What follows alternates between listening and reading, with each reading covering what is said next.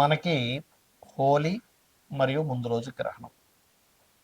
హోలీకి మనం కేవలం ఏదో రంగులు పూసుకోవడం, హోలీ ఆడుకోవడం ఇంతవరకే చేస్తాం. కానీ హోలీకి కూడా ఒక విశేషమైనటువంటిది ఉంది, గ్రహణానికి ఉంది.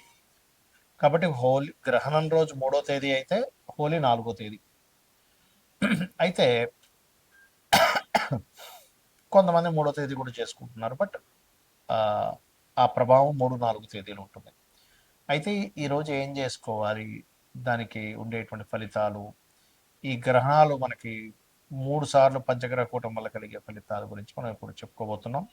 అయితే ఈ యొక్క అంశాలు చెప్తుంది నేనైనప్పటికీ చెప్పిస్తుంది సాక్షాత్ లలిత అమ్మవారిగా భావిస్తూ, ఆ లలితాంబిక అమ్మవారి యొక్క అనుగ్రహం మీకు పరిపూర్ణంగా కలగాలని మనస్ఫూర్తిగా కోరుకుంటూ, ప్రధానంగా ఇక్కడ ఎప్పుడైతే మనము చంద్రగ్రహణం ఉందో మనకి 3వ తేదీ 4:35 ప్రారంభమవుతుంది. కాకపోతే మనకు కనబడదు ఇండియాలో గ్రహణం, వేరే దేశాల్లో కనిపిస్తుంది.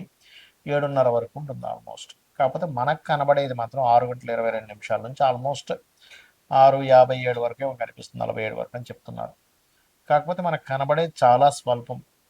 కనబడేది స్వల్పం అయినప్పటికీ అంటే మనకి గ్రహణం రోజు మరియు హోలీ రోజు, హోలీ విషయంలో చాలా పవర్ ఉంటుందండి ఆ రోజు చేసేటువంటి సాధన ఏదైతే ఉంటుందో. ఎందుకంటే ఈ గ్రహణం అనగానే మనం ఎంతసేపు అమ్మో ఆ రాశి వారికి ఇలా అయిపోతుంది, ఈ రాశి వారికి ఇలా అయిపోతుంది, ఇవే మనం పెట్టుకుంటాం. దాని ప్రభావం కొంత ఉంటుంది. అంత మాత్రం చేత ఒకటేసారి అపరకు వేర్లు ఎవరు అయిపోరు, ఎందుకు పనికి రాకుండా పోరు. అలా అపరకు వేర్లు అయిపోయేటట్టు అయితే ఒకటే గుర్తుపెట్టుకోండి. మరి ఇప్పటికీ ప్రతి సంవత్సరం 4 గ్రహణాలు వస్తాయి. కొన్ని మనకు కనిపిస్తాయి, కొన్ని కనబడవు, కొన్ని పూర్తిగా కనబడవు, 1, 2 మనకు కనిపిస్తాయి, కొన్ని వేరే వేరే దేశాల్లో కనిపిస్తాయి. అయితే మరి ఈ 12 రాసుల్లో ప్రతిసారి వచ్చిన గ్రహణానికి 4 రాసులకు బాగుంటుందని చెప్తాం.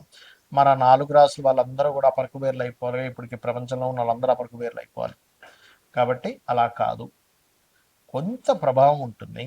అయితే ఇక్కడ మనం ఏంటంటే అర్థం చేసుకోవాల్సింది, గ్రహణ సమయంలో దర్భ వేసుకోవాలి.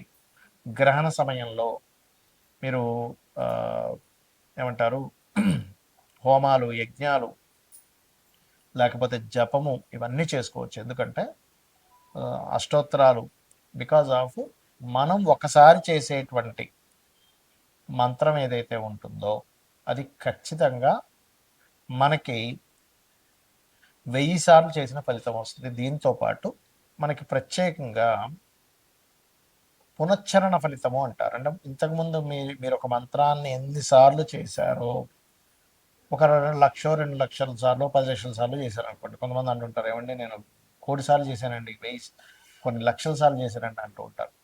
గ్రహణం రోజు చేసేటువంటి జప ఏదైతే ఉంటుందో ఫలితము, మీరు అన్ని సార్లు చేసిన ఫలితం వస్తుంది, గుర్తుపెట్టుకోండి. అదొకటి. అలాగే ఇక్కడ విష్ణు సహస్రనామాలు, లలిత సహస్రనామాలు ఇవన్నీ కూడా చేసుకోవచ్చు. అది హోలీ రోజు చేసుకోవచ్చు, ఈ రోజు చేసుకోవచ్చు. ఎందుకంటే హోలీకి ఉండేటువంటి ఎనర్జీ అలాంటిది. సో ఎవరికైనా బాగా కష్టాలు ఉన్నాయి, హోలీ రోజు పొద్దున మనం చక్కగా హోలీ ఆడుకుంటామని చేస్తాం. కానీ సాయంత్రం సమయంలో మీరు గ్రహణం రోజు ఎలా అయితే కూర్చొని చేశారో అదే రకంగా మీరు హోలీ రోజు చేసి చూడండి.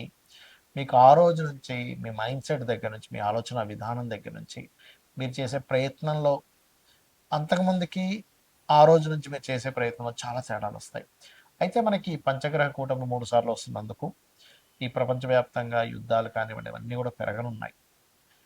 రేట్లు కూడా విపరీతంగా పెరగనున్నాయి. భూమిలకు సంబంధించిన రేట్లు కావచ్చు, మరలా మీకు గోల్డ్, సిల్వర్ రేట్స్ కావచ్చు, బాగా పెరుగుతాయి కూడా. పెట్రోల్ రేట్స్ కూడా పెరుగుతాయి చెప్పాలంటే దీనివల్ల.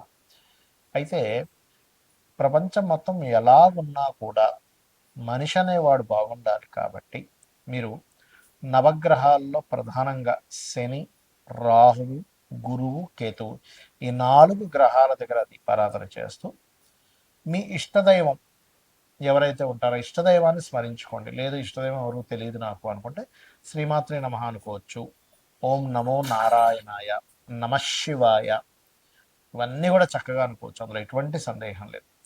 మరియు ఇక్కడ కొంతమందికి ఉద్యోగం ఉండదు. ఈ హోలీ రోజు మరియు దానికంటే ముందు రోజు గ్రహణం రోజు కూడా మీరు ఓం మాణిక్య మకుటాకార జానుద్వయ విరాజితాయ నమః అని చేసుకోండి. లేదండి మరి ఏ రాశుల వారికి బాగుంది, ఏ రాశిలో పడుతుంది అంటే సింహము, కర్కాటకము, కన్య, ధనస్సు, మేషరాశి వారికి దీని ప్రభావం ఉంటుంది. ఏ రాశి వారికి బాగుంది, మిథునము, తుల, వృచ్చికము, మీనరాశుల వారికి బాగుంటుంది. అయితే ఇక్కడ ఒక్కొక్క రాశికి ఒక్కొక్క విషయంలో జాగ్రత్తగా ఉండాలి. అంటే మేషం వారు ఉన్నారు నిర్ణయాలు, వృషభం వారు ఏదైనా ప్రాపర్టీ తీసుకునేటప్పుడు, మిథునం వారికి మంచిదే మూడో స్థానంలో ఉన్నాడు కాబట్టి, కాకపోతే కమ్యూనికేషన్స్ విషయంలో, కర్కాటకం వారికి కాస్త ఫైనాన్షియల్ విషయాల్లో, సింహం వారు ఏదో తెలియని వైరాగ్యంలో ఉంటారు, దాని నుంచి కొంత బయటపడాలి.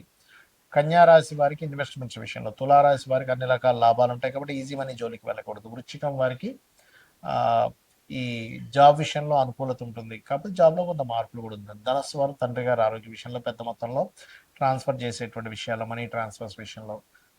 మకరం వారికి కాస్త యాన్సిస్టర్స్ ప్రాపర్టీస్ విషయంలో చిన్న చిన్న డిస్టర్బెన్స్ ఉంటాయి, బట్ కొంత రావడం కూడా జరుగుతుంది. కుంభం వారు మెయిన్గా వివాహ నిర్ణయాలు, సామాజిక విషయాల్లో. మీనం వారికి ఆరో స్థానంలో మంచిదే.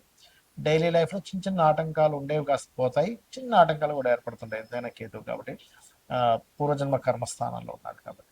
అయితే ఇక్కడ వీటన్నింటికంటే మీరు ముఖ్యంగా తెలుసుకోవాల్సింది చాలా అద్భుతమైనటువంటి సమయం, గ్రహణ సమయం అండ్ హోలీ రోజు. కాబట్టి ఈ 2 రోజులు మీరు ఫైనాన్షియల్ ఇబ్బంది పడుతున్నారా, ఓం సంపత్కరి సమారూఢ సింధుర వ్రజ సేవితాయ నమః అని చేసుకోండి. లేదండి అప్పులు ఇబ్బంది ఉన్నాయా, ఓం అపర్ణాయ నమః అని చేసుకోండి. మీరే చూస్తారు మీ లైఫ్ ఎంత చక్కగా చేంజ్ అవ్వబోతుంది. శ్రీమాత్రే నమః.